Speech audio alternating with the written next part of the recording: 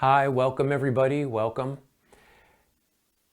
The self-image, which is what we are believing we are, right? So again, when we break that word apart, that hyphenation, self-image, there is the self, the authentic self, what we truly are, formless awareness of being. And then there's the image that we have created. We create it just by collecting thoughts in a sense and saying, this is who I believe myself to be now. And the two main thoughts are the pure thought I am, which is lovely, doesn't have anything else but just the awareness, the consciousness that I am, that I exist. And then that thought starts to create an attachment to the body, and it says, I am the body. And then right around 1.5 to 2 years old, as we're infants, we start to develop an ego identity that says, I am this person that's part of this body, yeah, and that creates what we call samsara, or Maya, the play of the universe, the play of life. A play is in like a theater play, right? It's not real. The characters aren't, the people playing the characters aren't really the characters. They're playing the characters, but it's not who they really are. But for the time we're watching the play, we believe them to be the character. Well, what's going on, we'll say internally, or we could even say spiritually, mentally, emotionally too, is we as our divine self, our authentic self, life itself, reality itself, existence itself, formless, infinite, and eternal, which is what you are. You have come into form as the body. And then again, around 1.5 to 2 years old, you begin to create an attachment of taking your sense of just existing, and you attach that to the body and say, I exist as this body, this physical body. And again, around 1.5 to 2 years old, we also start to develop along with that an overlay of an actual psychological consciousness of what we call a person. Remember, the root of person is persona, and the root of persona, the Latin root of persona, means mask.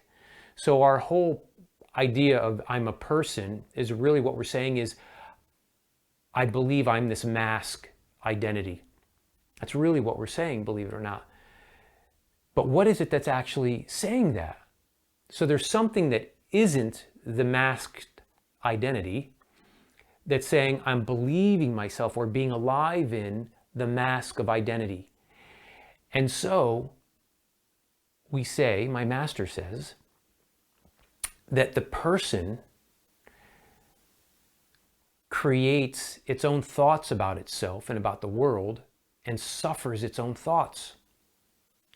What does that mean? It means that the identity that we are, not that we are, but we believe ourselves to be, right? What I call, put the in front of your name, the David, the Carol, the Jim, the Cindy, the Matt, the Trish, whatever your name is, right? The name, whatever that stands for, who you think you are, right? That's a complete falsity in a sense.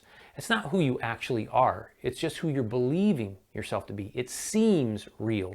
You'll say, but I seem like I'm really this. I don't feel anything other than this.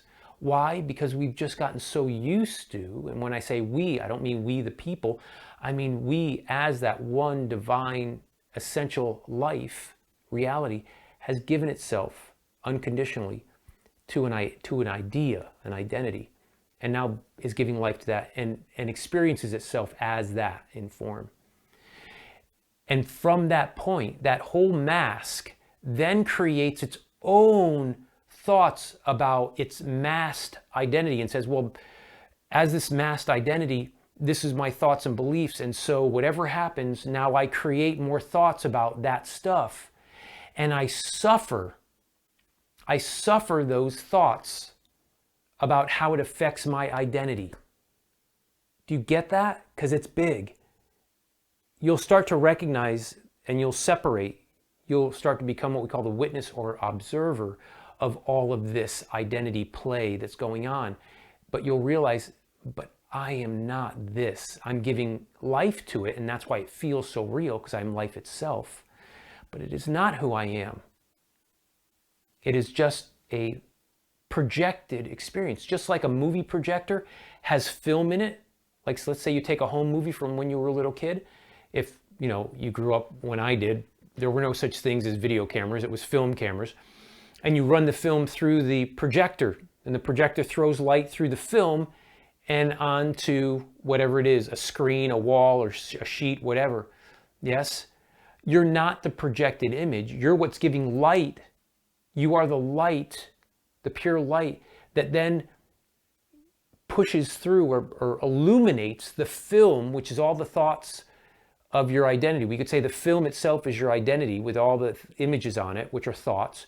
You shine your light through that, and then there's a projection of all the stuff that's going on the screen, we say, of consciousness. I know. Some of you are going, what on earth? It's okay. It's okay. For those of you who are starting to grasp this, it's not an intellectual grasping. There's something within. That something is your true nature that's saying, yes, I get this. I'm starting to understand this now, which is lovely. We're going to do one more video for you this week where I'm going to go into more of a metaphor or an analogy of how all of this is happening. Yeah. So that'll be for tomorrow. Thanks for sharing your time with me today. Take good care.